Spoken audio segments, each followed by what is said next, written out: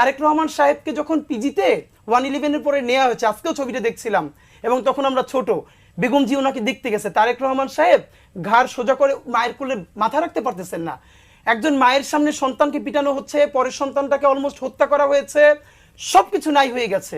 কি পরিমাণ ওনারশিপ দেশ, মানুষের প্রতি কমিটমেন্ট থাকলে তিনি বলেন এই দেশ ছাড়া আমার আর কোনো জায়গা নেই, আমি আর কোথাও যাব না। আমাদের যখন রাজনৈতিক মুরব্বী বলতে একজন বেগম জিয়া, এবং যে কোনো ক্রাইসিস তৈরি হলে আমার ধারণা উনি কাউকে যদি ফোন করে চা খেতে বলেন, এমন কোনো দল নাই যে মুহূর্তের মধ্যে সেখানে হাজির হবেন না। দেখেন এখন কিন্তু বিএনপি, জামাত ইসলামীর স্বাভাবিকভাবেই পলিটিক্যাল যেই মানে চলছে, তাদের মধ্যে ঝগড়া বিবাদ আছে, কিন্তু আমার মনে আছে যে এইটা আমার চোখে ভাসে, সাইদি সাহেবের যখন রায় হলো তখন 2 দিনে 153 জন মানুষকে পাখির মতো গুলি করে হত্যা করা হলো।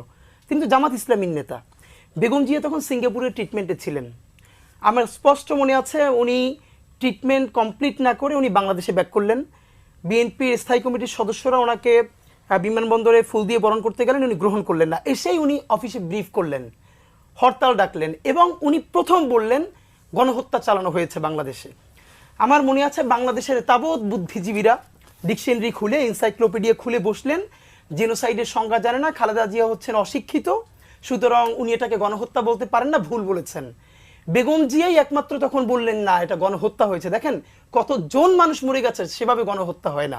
আপনি কিভাবে কিল করেছেন প্যাটার্নের উপরে গণহত্যা হয়।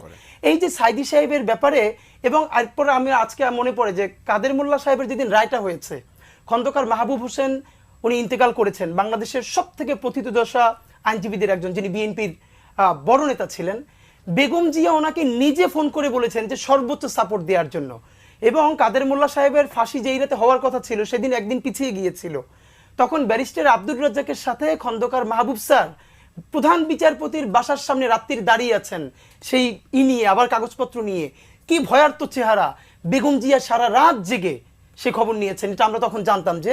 এবং আপনাকে এটা আমি একটা বলতে চাই যে দেখেন ওনার মধ্যে যেটা সব থেকে ব্যাপার, মাতৃত্ব সুলভ আচরণ মধ্যে, এটা আমরা শিবিরের বড় ভাইদের কাছ থেকে শুনেছি যে একবার একটা বড় মুভ করার জন্য শিবির প্ল্যান করছিল, ছাত্রদল শিবির মিলে ক্যাম্পাসে একটা বড় মুভমেন্ট করবে আওয়ামী লীগের বিরুদ্ধে। খুবই রিস্কি ছিল, কিন্তু উপায় ছিল না। তো বেগম জিয়া শুনে তারপরে দেখেন মানে অবাক করবার মতো যে উনি ওনার শুধু দলের এবং এই বাচ্চাদেরকে কি পরিমাণ ওন করেন। উনি উঠে বললেন যে করতে পারলে ভালো হইতো, কিন্তু আমার ছেলেরা মনে হয় পারবে না, ওদের জীবন ধ্বংস হয়ে যাবে। ছাত্র দলের ছেলেদের কথা বলছিলেন যে এই রিস্কে যদি ওরা ফেল করে যায় তাহলে ওদের জীবন ধ্বংস করে ফেলবে। তো এই জন্য আপনাকে বলা, এবং আজকে 1997 সনে বিবিসি বাংলা একটা ইন্টারভিউ করেছিল বেগম জিয়ার, এটা এখনো ইউটিউবে